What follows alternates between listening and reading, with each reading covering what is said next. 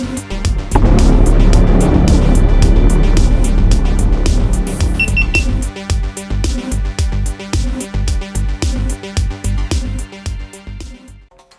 everybody, welcome back. I'm Joey, you're watching Vegas D-Tech. Got another good one for you today.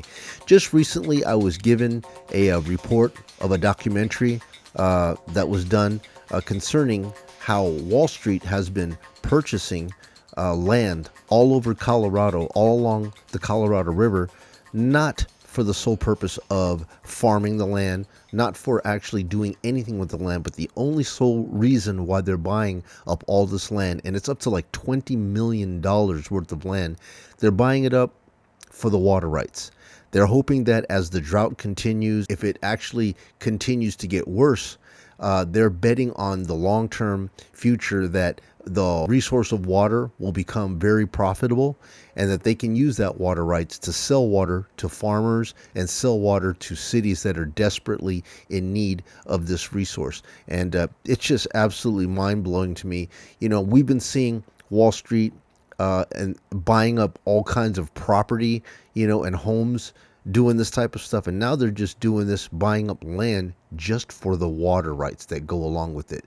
So I'm going to play this clip for you. I'm going to stop it in between, you know, narrate along the way, and then at the end of it we'll have another discussion of it, and give me your guys' comments, tell me what you think about it. But let's go ahead and roll this clip. In partnership with the Weather Channel, senior national and environmental correspondent Ben Tracy shows us how Wall Street now sees dollar signs in the drought. Ben, I don't like the sound of that. Good morning. Nobody likes the sound of that. Yeah, this is a tough one. Good morning, Tony. We are talking potentially billions of dollars at stake, and that's because the Colorado River is one of the most valuable economic resources in the United States. And despite a wet winter so far here in the West, the river system is still in crisis. And now private investors are betting that in a hotter and drier future, water is the new oil.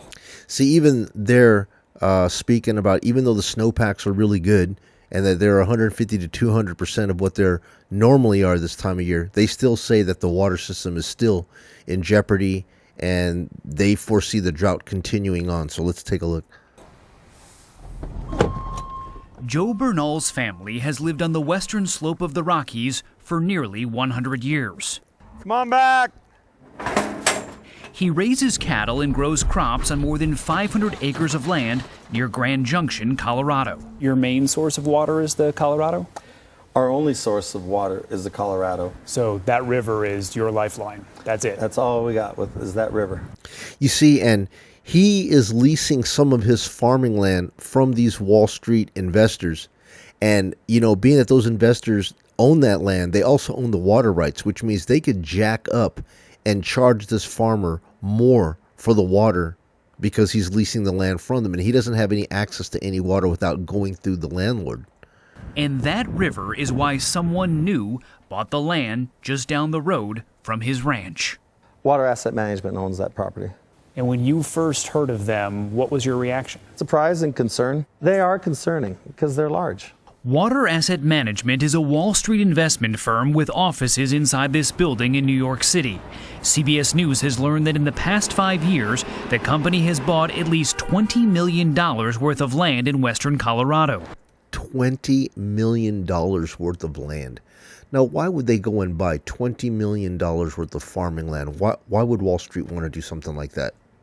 Investors in a Manhattan-based firm are now one of the largest landowners in the Grand Valley. I assume they wouldn't be here if they didn't think there was a lot of money to be made. I think that's a logical assumption. Does that worry you? Of course it worries us. What do investors in New York want with land here in Colorado? I don't think they want much with the land. It's the water, right? Andy Mueller is general manager of the Colorado River District, created by the state to protect its share of Colorado River water. Water in Colorado, water in the West is your future. Without water, you have no future. Mueller says Water Asset Management has acquired at least 2,500 acres of land for the water rights that come with it. He calls them speculators, betting that as the West gets... I call them pirates. ...gets drier, those with water rights will get richer. These are folks that have identified the drought as an opportunity to make money. I view these private drought profiteers as vultures. That's pretty strong. Yeah. They're looking to make a lot of money off this public resource. Of course. It's a $1 trillion market opportunity. Matt DeZario is president and co-founder of Water Asset Management. He declined our repeated requests for an interview. Imagine that. Imagine that, declining, interview requests by CBS. Doesn't want to answer their questions because he knows he's going to be bombarded by them, asking them how he is a speculator and trying to privateer off of, a problem that we're having out here with the water, with the western states and with the resource dwindling. Instead of we're sitting here trying to, as a multi-state, trying to come up with a solution to how we can get this water system back, to normal and get things right for everybody. Wall Street wants to just buy up everything so that they can control the water rights. He doesn't want to answer any of the questions from a reputable company like CBS. We basically acquire very specific water rights. But in an interview 3 years ago with FinTech, DeZario explicitly said that one of his firm's strategies is to profit from water, in part by making the farms it buys more efficient, and then selling parts of its water rights to other farmers and cities increasingly desperate for this essential resource. Bingo. When you need water, water's the only thing that will do. Water Asset Management even hired Colorado's former top water official, James Eklund, as a lawyer. And the company's website states that scarce clean water is the resource defining this century, much like plentiful oil defined the last. Guys, I've always said that. We have always been focused on how much the price of gasoline is, how much the price of oil. Man, we just do not know in certain states just how precious water is. And are we ever going to actually go to war over water, clean drinking water? Can you imagine the future? People going to war fighting over a resource like clean drinking water. Here's the beginning of it. You have this 23-year-long mega drought in the West, the worst in 1,200 years. And there's also overuse of this river by a lot of western states. Yeah, that's right. And it's taking a toll on the nation's largest reservoirs. Lake Mead in Nevada and Lake Powell in Arizona, they're at about 25% of their combined full capacity. And there are real fears that this crucial water supply for the West is on the brink of disaster. And that is a problem for people all over the West, including ranchers high in the Colorado Rockies. Rancher Carrie Donovan is a former Colorado state senator. She's alarmed by the amount of land being bought by investors for water rights. So how do they make money on this? They'll probably make money because the state will be forced to create a system. No, they're going to create loopholes so that the rich people, the rich investors, can go ahead and bypass and do something like this so that they can privateer and they can make money and profit off of a resource like water. They're going to create a loophole for these guys. These lawyers are going to come up with ways using their water rights as leverage to create a loophole for them to sell water. That's what they're going to do. That doesn't exist right now, to allow more flexibility in how a water right is used. So these private investors may not be buying this under the rules that exist today, but this might be a long-term play. Yeah, I think you're exactly right. In fact, if you look at their website, they even present it as such. As the arid West gets more desperate, the federal government is expected to make sure the taps keep flowing in cities including... Now pay attention to this, guys. What they're saying right here is that the federal government is paying farmers to fallow their land, which is not to grow on them. Okay? Now, the problem that we have with the farmers here, I've spoken with a couple of farmers that have messaged me, and the thing is, will the money that the federal government give them offset what they could actually make in growing their crops? But when you have when you have investors from Wall Street having no intention to even farm their land, they could give it. They don't care about the land. All they care about is the water rights. So if they don't care about anything being grown on their land and they're getting money from the government not to use their water rights, it's just pure profit the whole way, man. This is all about the money. Denver, Las Vegas, Phoenix, and Los Angeles. Congress recently allocated $4 billion in drought funding that can be used to pay farmers to fallow their land and not use their water. Some western states, including Colorado, are also considering payment plans. And those dollars get pretty big pretty fast. And if you're sitting on water rights, that's just free money. Yeah, I mean, who's going to benefit most from a fallowing concept? An investment firm that's not too concerned if the ground that they own is farmed or ranked. Bingo. Now, Water Asset Management is not the only firm looking to buy water rights in the West, but local officials tell us it is one of the most aggressive.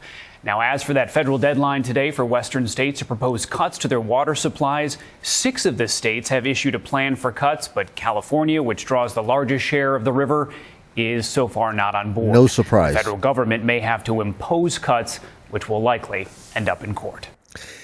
And this is, guys, this is the primary reason right here why I believe that the Department of Water Reclamation, they keep on putting these deadlines, and when it fails, they don't actually slam, with enforcement, saying that we're going to take over the reins and do this. They don't want to do that because they know that they're going to get tied up in legal fights in court.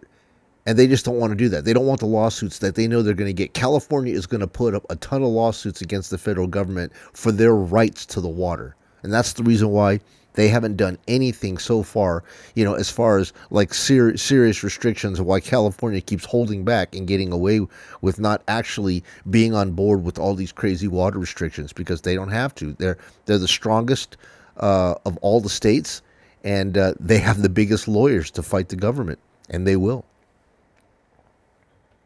All right, guys. So, what do you think about that? I mean, leave your comments down below, man. I mean, is Wall Street going to be able to get away with it? Investors, man, they come in and they just buy up all that land, and they're going to now they're going to be sitting there and holding the water rights. And I just believe that they're just going to use the power of holding on to that water. If the water situation continues to get worse and worse and worse, they're going to have the power to sell that water at any rate that they want. They could charge anything they want to the farmers.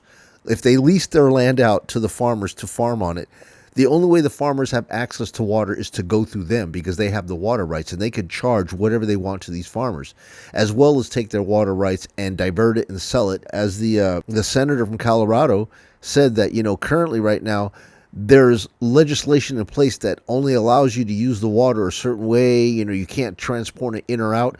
But she says that this is like a long-term play for them, that they're going to be, right now it's a speculation and it's a bet that they're going to be able to buy this land and have the rights. So if the future of the Colorado River continues to be dire and worse, they're going to be able to take their water rights and profit from it.